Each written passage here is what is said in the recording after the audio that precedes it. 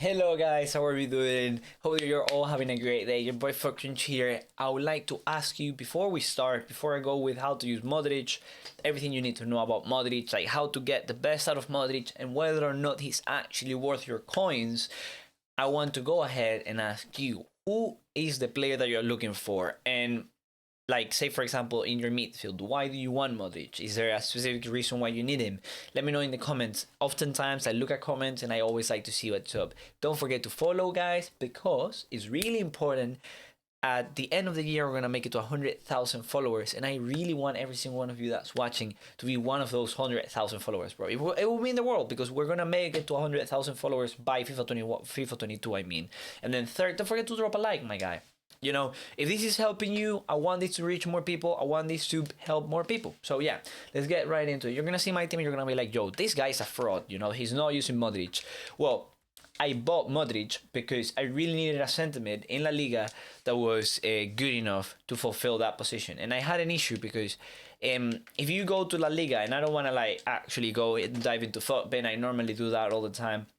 If you go to La Liga, you will realize that there is a lot of players in La Liga that really, you know, that they are missing that center mid position. Because in reality, the player that was supposed to go ahead and replace Modric in La Liga was Kovacic. But Kovacic got bought by in Prem by Chelsea, so we don't have any more Kovacic here. So we don't have any center mid that has the quality of Modric, like the dribbling, the passing, the decent defending, and the pace. And every year Modric gets worse, up to a point where this year he's actually affordable at the start of the game. He's like 20k, and no time he will become fodder, and with that pace he really needs a shadow. So that's the first thing. How to use Modric. I would recommend you using Modric with a shadow 100% of the time.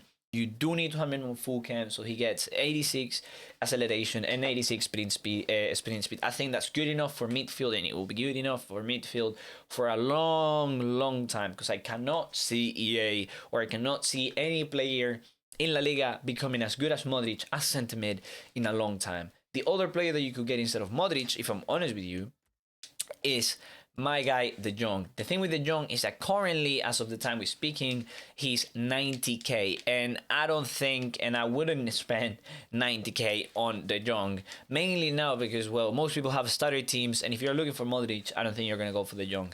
De Jong offers different things than Modric, but I think De Jong is far superior. I tried De Jong as well, and I can do a video exactly like this one on De Jong. Let me know down below, and let me know if you want footage of me using Modric. If this does well, I'll put more time into it, and I'll actually go ahead and get some footage for you guys so that you get to see how I use Modric.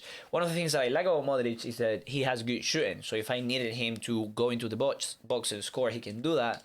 That's the thing that De Jong doesn't have. That's the thing that he's lacking. He has really bad shooting. He will never be able to score even if you needed him to. Even if you scream at him. Even if you pray to EA for De Jong to score. He's a proper CDM. So proper sentiments. Modric is a perfect guy, and when I bought him for like 25k. I think he's worth the 25k, especially in La Liga. And the thing is, I wanted to go with a cheaper team because, well, I packed Klosterman untradeable, and a lot of you guys may be going through this issue where you're like, yo, actually, do I really want to go with La Liga when I could be going with a different league? I think using Modric is worth staying with La Liga. But if you pack a player like Klosterman, who is like a game changer in my case, and then you can easily link him to other players that are quite cheap. Like, I can tell you, Savitzer can do Modric's job, but he will not excel at it, not even close, my guy.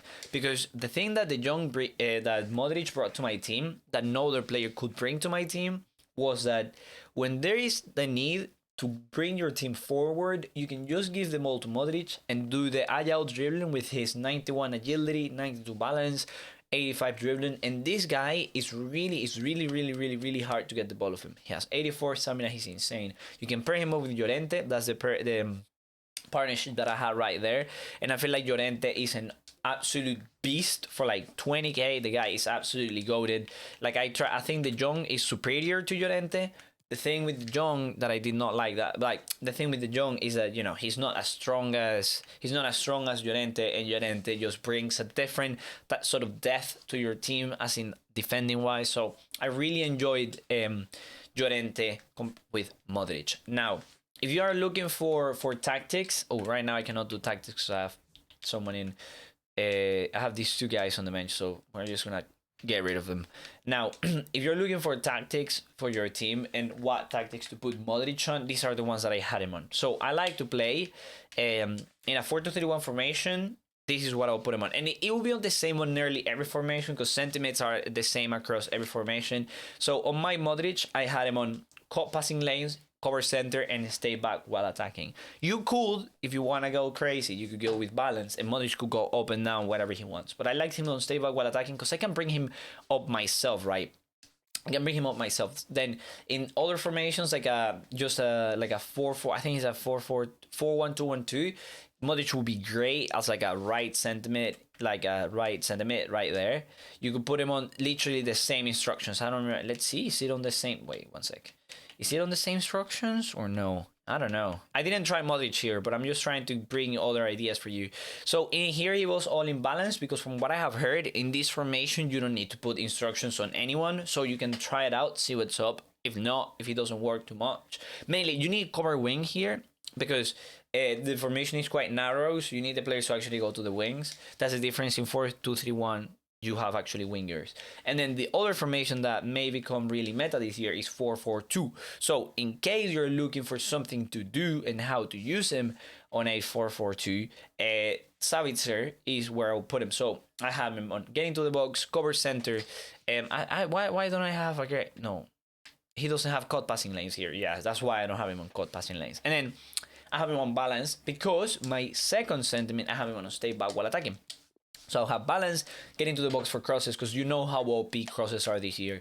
And then the cover center. I don't know if they're going to patch it or whatever, but some crosses are absolutely broken. So yeah, I think that would be it. If there is any question that you actually have about Modric, let me know. I think I touched everything, like how to use Modric, where to... Well, I mean, I don't want to go into the stupid things, but I could like actually tell you this. With Modric, one of the things that I really like about him, and as I said, is that he really stays... and is always there to help you move the ball forward. So in some cases, what I'll try and always do is I'll have a CDM that's like Llorente, you know, really bad at the ball, really bad at using the ball. So that every time I have the ball with that player, I have to give it to Modric. And then with Modric, I move the ball forward. That's one of the things that he brings other than De Jong is that because he cannot shoot, the opponent knows that you're not going to try and cut into the box with him and shoot. With Modric, you can actually cut into the box and shoot. So yeah, if you have any questions as in where should you play him, who should you pair him with, if you have less coins, let me know. Now, the final verdict. Do I think Modric is worth over 20k or below 20k or whatever, below 30k, let's say, to keep like a price tag that's all over the place? Yes, I think he's worth it, specifically if you have a full La Liga team and you're looking to have your team with a sentiment that can move the ball forward. There is not many options because I went ahead and I searched, and there is not a single other option that's better or as good as Modric. If you want to go to a different league, you could get Kovacic for a fraction of the price.